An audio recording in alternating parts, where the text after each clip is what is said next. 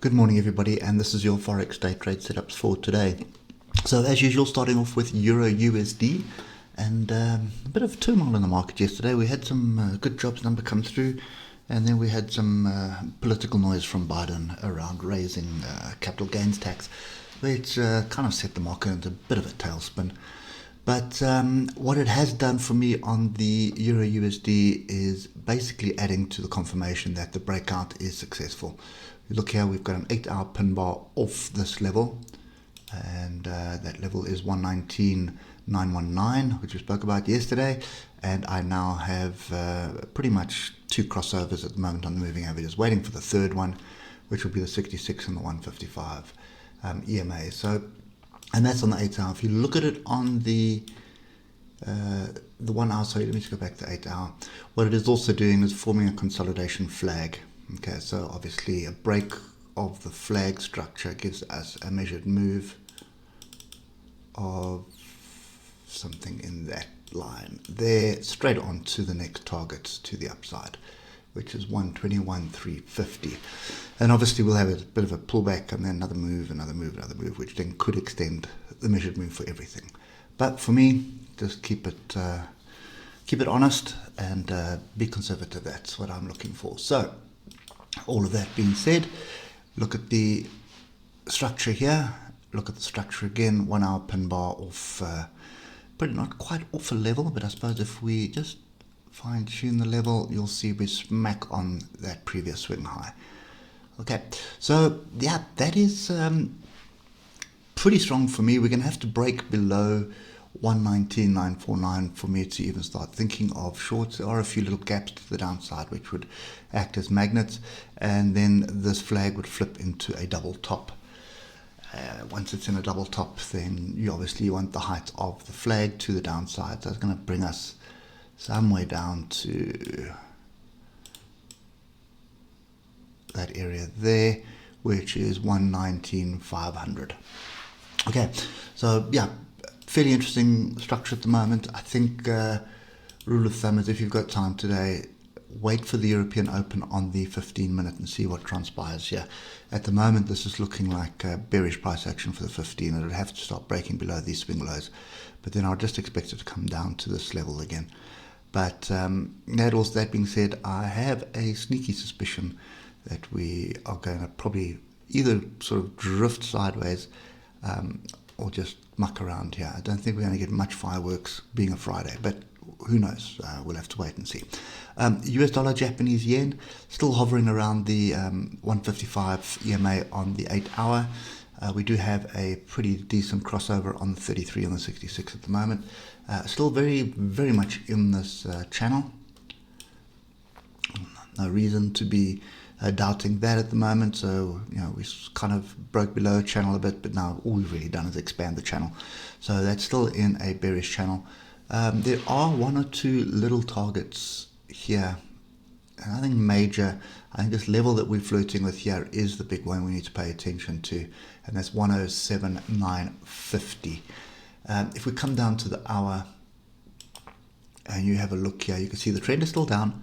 There's no debate about it. We are trending down. This is all pointing to weaker dollar, and if you look at the EUR-USD, it's looking like a stronger euro, weaker dollar. So for as long as we are going sideways, I'm not really interested in this. Remember, I adjusted this level yesterday, and now all we're doing is we're just forming little breaks below it and not really getting structure. So I need us to be rejecting this level. So it's 107.950. Again, just going to pop to the 15-minute because it's probably your best bet, and you can see we've already closed above it. So for me at the moment, I'm not really interested in this just yet, but it is starting to look fairly interesting with this break. So if we can just get another break, come back and reject it properly, not close above it, and I'd like to see that on the hour, then definitely looking for opportunities to sell into that. British pound, Japanese yen, we're still very much in this consolidation pattern. And yesterday, the trade that I was looking for was to the upside to come and test the top of this consolidation, and that failed. It actually went to the downside. But if we have a look at that, what I was looking for is a break of this level here of 153.22, break and retest. There it is there. And then the next logical target would have been 149.834, which is the underside here. And if I just add one more underside to that tail, you can see there's more structure there, and I could have done that as well, and you can see there's more structure there. So move to the downside did materialize, but for me this is still sideways, and my advice is still the same. Stay out of it until we get a decent break and rejection. So the break we're looking for is what we've got, 149.588, but that's not a decent rejection. That's a close above it on the hour. So European session, I think you have a fairly good candidate for London breakout again. So we had a very good opportunity for London breakout yesterday. Remember, first 7 bars. Just draw a block around the first 7 bars on the hour. So it's 1, 2, 3, 4, 5, 6, 7. There it is there. Okay, so the level I gave you yesterday was the same level, and then you're looking for the break of that. And you can see there was some profit taking right at that level as well. So that's just the range height. Anyway, I'll do a video on that strategy for you as well, because that's actually a fairly good one with the British pound pairs. It's been around for many years. So looking for a retest and then a break out of that. Euro British pound is the next one. So we had this consolidation yesterday, and we were looking for some kind of a break. And to be honest, I was leaning towards the downside because we had a fairly strong move down and then coming up to test this level. So the whole thing was about rejecting 0.86406, and that didn't happen. And just another example of why you always want to trade the retest.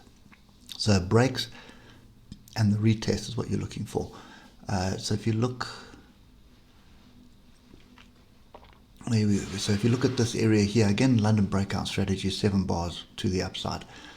Sometimes you're looking for that retest to come in, and then we kind of miss it.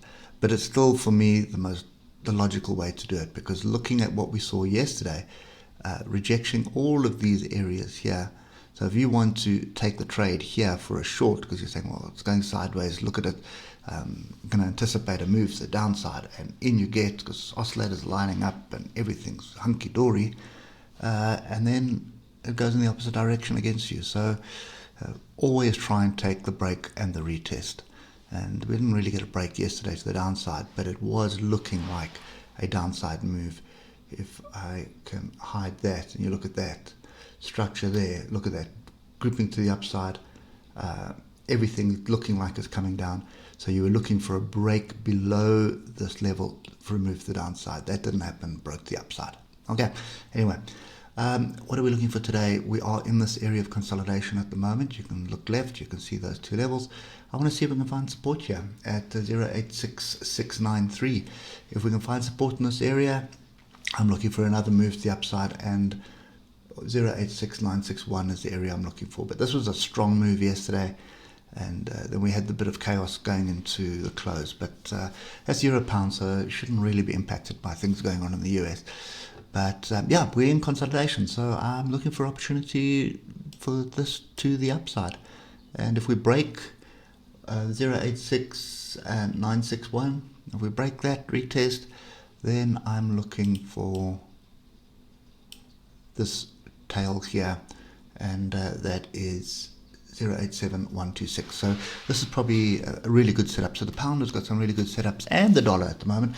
So well worth paying attention to those 4. And what I typically do if I'm trading currencies is I look for create a screen that has just got 4 or 3 pairs on it, so I can watch the charts, look for the levels, put alerts in, and then trade small positions on 1 or 2 different currencies. So for example, on EUR-USD and a euro pound, or pound Japanese yen. So that's kind of the way that I do it. Anyway, hope it helps, and we'll catch up with you later. Cheers for now.